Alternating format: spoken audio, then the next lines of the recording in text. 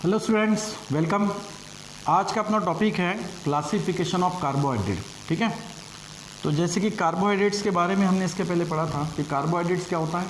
एक optically active polyhydroxy aldehyde या polyhydroxy ketone होता है, और ऐसे कंपाउंड जो हाइड्रोलिसिस होने के बाद में पॉलीहाइड्रोक्सी एल्डिहाइड या पॉलीहाइड्रोक्सी कीटोन को बनाते हैं।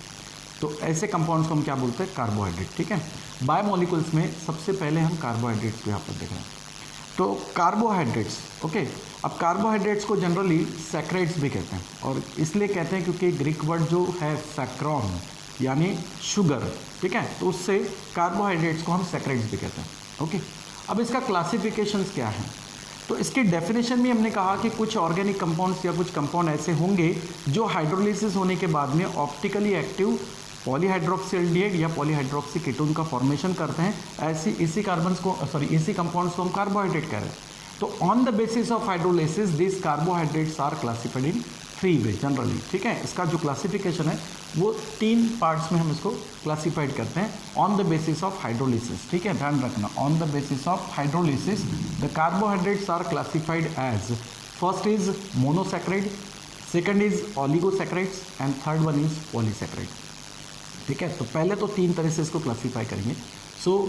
इसमें ऑलिगोसैक्राइड जो हैं, this oligosaccharides is furtherly divided into the 3 groups. ठीक है, जिसमें एक है डाइसैक्राइड्स, दूसरा है ट्राइसैक्राइड्स और तीसरा है टेट्रासैक्राइड्स। ठीक है, तो इस तरीके से यहाँ पर ऑलिगोसैक्राइड्स का फिर क्लासिफिकेशन होता है। ओके, समझ में आ रहा है? अब मोनोसैक्राइड्स क्या होते हैं? मोनोसैक्राइड्स मतलब ऐसे कंपाउंड्स या ऐसे हम कार्बोहाइड्रेट्स बोल सकते हैं कि जो फर्दरली हाइड्रोलाइज नहीं होते, मतलब these are the carbohydrates which are not furtherly hydrolyse into the simpler unit. ठीक है, वैसे देखा जाए तो यहाँ पर जो C6H12O6 बोला है, इसी को हम एक यूनिट बोल सकते हैं। ठीक है, तो ये जो है ये फिर से हाइड्रोलाइज नहीं होगा। ठीक है, तो जो कार्बोहाइड्रेट्स फिर से हाइड्रोलाइज नहीं होते हैं, उनसे कुछ स्मॉलर यूनिट या सिंपलर यूनिट फॉर्म नहीं होते हैं, ऐसे कार्बोहाइड्रेट्स को हम मोनोसैक्राइड्स कहते हैं। ठीक है, so these are the carbohydrates which are not furtherly hydrolyse. और उसमें एग्जांपल क्या हो सकता है? ग्लूकोज हो गया, फ्रुक्टोज हो गया, ठीक है, राइबोज हो गया, इस तरीके के एग्जाम्पल्स यानी मोनोसैक्राइड्स होंगे। फिर ऑलिगोसैक्राइड्स में क्या है? यहाँ पर डाइसैक्राइड्स, ट्राइसैक्राइड्स और टेट्रासैक्राइड्स, इस तरीके से क्लासिफिकेशन किया। तो यार डाइसैक्राइड्स, तो डाई मतलब क्या होगा? 2, यानी ये ऐसे कार्बोहाइड्रेट्स होंगे जो हाइड्रोलाइज होने के बाद आपको 2 स्मॉलर यूनिट्स बना के देंगे, मतलब दीज कंपाउंड्स हाइड्रोलाइज। ठीक है, these carbohydrates hydrolyse into the 2 monosaccharide unit. ठीक है, इनसे 2 मोनोसैक्राइड्स यूनिट बनेंगे। जैसे कि ये मोनोसैक्राइड्स क्या है? C6H12O6। इसका अगर हम हाइड्रोलाइसिस करते हैं तो हमें 2 मोनोसैक्राइड्स की यूनिट मिलेंगे। ठीक है, तो इन कार्बोहाइड्रेट्स को बोलेंगे हम डाइसैक्राइड। अच्छा, ट्राइसैक्राइड्स क्या होगा? इसमें ट्राई वर्ड है, तो इसका मतलब ये होगा कि these are carbohydrates which on hydrolysis gives, ये जब हाइड्रोलिसिस होंगे तो क्या देंगे? गिव्स द 3 मोनोसैक्राइड्स यूनिट, इनसे 3 मोनोसैक्राइड्स यूनिट बन जाएंगे। और उसी तरीके से टेट्रासैक्राइड्स में क्या होगा? सो दीज आर कार्बोहाइड्रेट्स, ठीक है, on hydrolysis gives the 4 monosaccharides unit, इसमें 4 मोनोसैक्राइड्स यूनिट मिलेंगे। ठीक है, तो इस तरीके से ऑलिगोसैक्राइड्स का क्लासिफिकेशन किया गया। बाद में है पॉलीसैक्राइड्स। पॉलीसैक्राइड्स में क्या होता है? यहाँ पर large number of monosaccharides unit का फॉर्मेशन होता है। जो यहाँ पर सिंपलर यूनिट जो बन रहे हैं मोनोसैक्राइड्स के, इसमें large number of monosaccharides unit बनते हैं जब इनका हम क्या करते हैं? हाइड्रोलिसिस करते हैं। ठीक है, तो मोनोसैक्राइड्स में एग्जाम्पल क्या है? Glucose, fructose etcetera. डाइसैक्राइड्स के लिए एग्जाम्पल्स है सुक्रोज, मल्टोज और लैक्टोज। सुक्रोज, ठीक है, कॉमन शुगर जो हम घर में यूज़ करते हैं। लैक्टोज जैसे कि मिल्क में होता है। तो सुक्रोज, मल्टोज, लैक्टोज।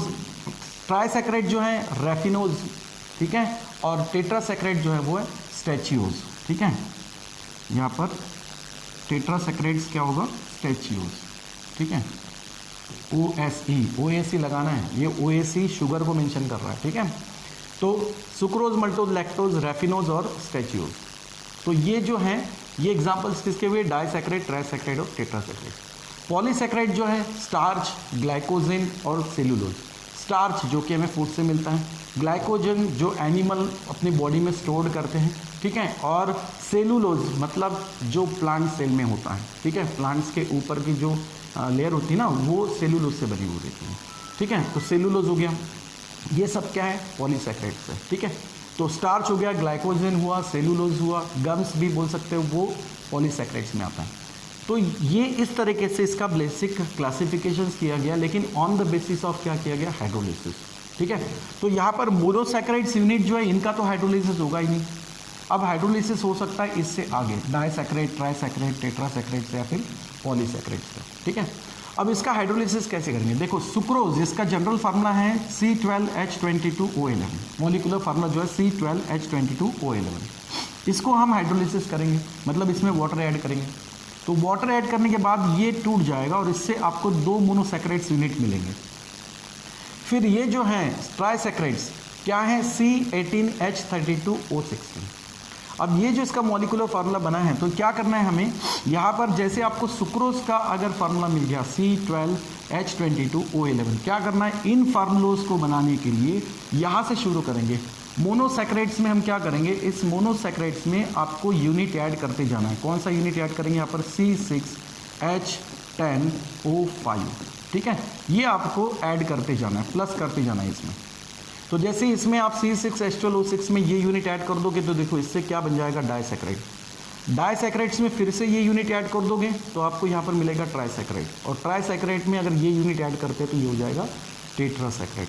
ठीक है, और जब यही यूनिट्स अगर लार्ज नंबर ऑफ हो, यंत नंबर ऑफ हो, और उनका हाइड्रोलिसिस होने के बाद यंत नंबर ऑफ मोनोसैकेराइड्स यूनिट मिल रहे हो, तो उसको अपन क्या बोलेंगे, पॉलीसैकेराइड। क्लियर? ठीक है, तो ये आप ये फार्मूला ध्यान में रखो और ये यूनिट आपको उसमें ऐड करते जाना है, मोनोसैकेराइड से आप आगे बढ़ते जाएंगे। ठीक है, अब है इसका हाइड्रोलिसिस। तो क्या होता है, disaccharides yield into 2 monosaccharides units on hydrolysis, trisaccharide yield into 3 monosaccharides unit on hydrolysis, और ये yield into 4 monosaccharides units on hydrolysis. But यहाँ पर क्या होगा, yield into the large number of monosaccharide unit, इसके बहुत सारे मोनोसैकेराइड्स यूनिट बनेंगे। ठीक है, समझ में आ रहा है? तो शुरू करते हैं कि डाइसैकेराइड से, सुक्रोज, मल्टोज और लैक्टोज। ठीक है, तीनों का यहाँ पर मॉलिक्यूलर फार्मूला क्या है, C12H22O11। जब इसका हाइड्रोलिसिस होगा, ठीक है, तो देखो यहाँ पर सबसे पहले सुक्रोज की बात करते हैं। ठीक है, सुक्रोज, अब इस सुक्रोज का हाइड्रोलिसिस होगा। ठीक है, और आपको 2 मोनोसैकेराइड्स यूनिट मिलेंगे। तो सुक्रोज का फार्मूला, ठीक है, क्या होता है यहाँ पर, C12H22O11। इसको हाइड्रोलिसिस कर रहे हैं, मतलब इसको रिएक्ट करेंगे हम वाटर के साथ में, H2O के साथ में। ठीक है, तो ये 2 सिंपलर मोनोसैकेराइड्स यूनिट में कन्वर्ट होता है, और each monosaccharides unit molecular formula क्या होगा, C6H12O6, ये एक बन जाएगा, और दूसरा होगा C6H12O6। ठीक है, समझ में आ रहा है? 2 यूनिट्स में, मोनोसैकेराइड्स यूनिट्स में ये टूट जाएगा हाइड्रोलिसिस होने के बाद में। ठीक है, तो ये इस तरीके से C6H12O6 के 2 यूनिट मिलेंगे। ठीक है, तो सबसे पहले ये जो मिल रहा है, इसमें से एक यूनिट जो होता है इसको बोलते हैं अपन ग्लूकोज। ठीक है, और दूसरा जो है इसको बोलेंगे अपन फ्रुक्टोज। ठीक है, तो ग्लूकोज प्लस क्या मिलता है, फ्रुक्टोज। किससे मिला, ये सुक्रोज से। ठीक है, उसके बाद में क्या है, मल्टोज। ठीक है, मल्टोज।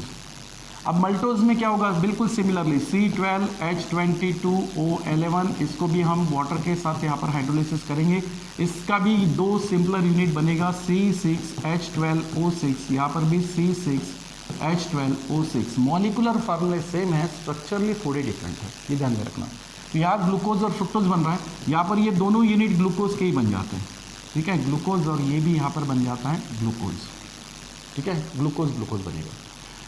लैक्टोज की बात करते हैं। ठीक है, लैक्टोज, तो लैक्टोज का जब हाइड्रोलिसिस होगा तो मॉलिक्यूलर फार्मूला बिल्कुल एज इट इज C12H22O11, और इसको हम वाटर के साथ हाइड्रोलिसिस करेंगे।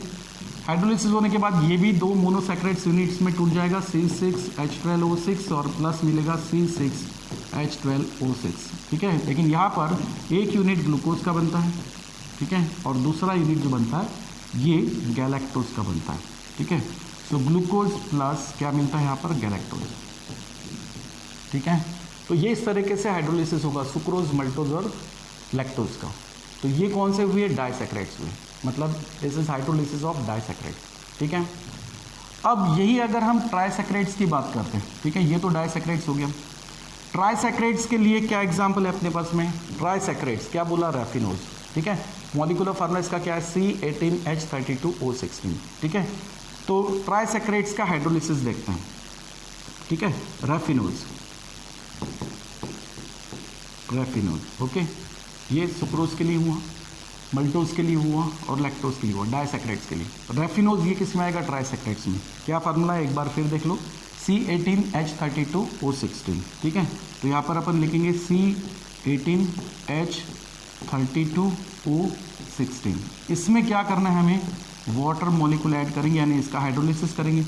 अब ये किस में टूट जाएगा, ट्राइसैकराइड्स हैं तो इसके 3 मोनोसैकराइड्स यूनिट बनेंगे, और 3 मोनोसैकराइड्स यूनिट क्या बनेंगे, यहाँ पर C6H12O6, ठीक है। फिर से यहाँ पर C6H12O6 और यहाँ पर C6H12O6, ठीक है। समझ में आ रहा है। ऑक्सीजन से भी पता लग जाएगा अपने को वाटर मॉलिक्यूल कितने लगेंगे, 6, 12 और ये 6, 18 हो जाएंगे, या 16 है, या 2 ऑक्सीजन के लिए इसको क्या करेंगे, 2 से मल्टीप्लाई, ठीक है।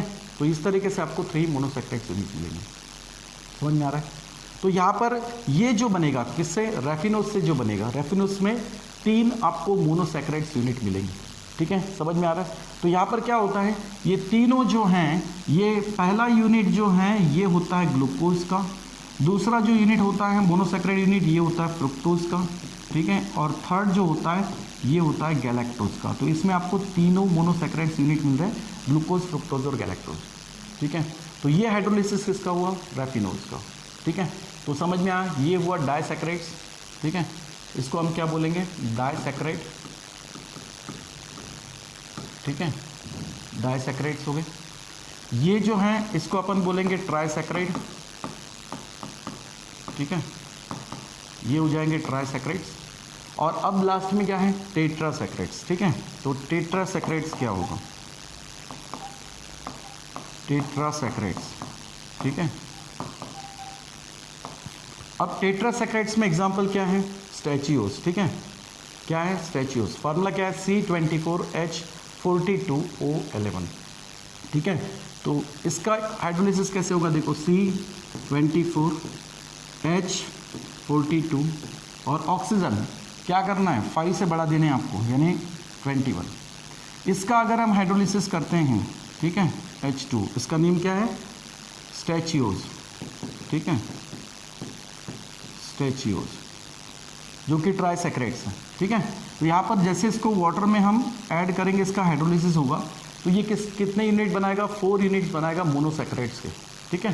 So yield the 4 units of monosaccharides. अब ऐसे कितने यूनिट मिलेंगे आपको, 4 मिलेंगे, C6H12O6 प्लस C6H12O6, ठीक है, और भी आपको 2 मिलेंगे, C6H12O6 और C6H12O6, ठीक है। समझ में आ रहा है। अब यहाँ पर ये जो 4 यूनिट्स होते हैं, इसमें से पहला यहाँ पर एक होता है ग्लूकोज, ठीक है, दूसरा जो होता है वो होता है फ्रुक्टोज, ठीक है, और ये दोनों होते हैं गैलेक्टोज के यूनिट, यानी गैलेक्टोज, ठीक है। तो ये इस तरीके से इसके 4 मोनोसैकराइड्स यूनिट बन जाते हैं, ठीक है, ग्लूकोज, फ्रुक्टोज, गैलेक्टोज और गैलेक्टोज। समझ में आ रहा है। तो डाइसैकराइड्स, ट्राइसैकराइड्स और टेट्रासैकराइड्स, इनका हाइड्रोलिसिस होने के बाद ये नंबर ऑफ मोनोसैकराइड्स यूनिट देते हैं, डाई 2, ट्राइसैकराइड्स 3 और टेट्रासैकराइड्स से 4 मोनोसैकराइड्स यूनिट का फॉर्मेशन करता है ऑन हाइड्रोलिसिस। इसीलिए इसका क्लासिफिकेशन हमने हाइड्रोलिसिस के हिसाब से किया, ठीक है। समझ में आ रहा है। और एक है लास्ट, इसमें कौन है, पॉलीसैकराइड्स। तो पॉलीसैकराइड्स में क्या होंगे, ठीक है, पॉलीसैकराइड्स में स्टार्च, ग्लाइकोजिन या सेलुलोज जो हैं, इनमें C6H10O5N ये नंबर ऑफ यूनिट्स होते हैं, और ये वाटर के साथ हाइड्रोलिसिस होने के बाद आपको नंबर ऑफ क्या देंगे, यहाँ पर मोनोसैकराइड्स यूनिट देंगे, ठीक है। समझ में आ रहा है। जैसे कि मैं इसका अगर यहीं पर आप सपोज हाइड्रोलिसिस बता देता हूँ, ठीक है, इसका जब हम हाइड्रोलिसिस करेंगे, ठीक है, तो हाइड्रोलिसिस कैसे होगा, देखो C6H10O5, इसके यंथ नंबर ऑफ यूनिट आएंगे, ये वाटर के साथ में हम इसको हाइड्रोलिसिस करेंगे H2O, ठीक है, और यहाँ से आपको nth number of monosaccharides unit मिलेंगे। और मोनोसैकराइड्स को हम कैसे बता रहे हैं, C6H12O6, लेकिन ये कितने बनेंगे, nth number of monosaccharides unit का फॉर्मेशन होगा, और इसके लिए आपको definitely nth number of water molecules भी लगेंगे, ठीक है। तो ये इस तरीके से इसका हाइड्रोलिसिस होगा। किसका, पॉलीसैकेराइड्स का, और ये लार्ज नंबर ऑफ आपको मोनोसैकेराइड्स यूनिट देंगे। ठीक है, समझ में आ रहा है, ये जो है ये क्या है, मोनोसैकेराइड्स यूनिट है। ठीक है, मोनोसैकेराइड्स यूनिट।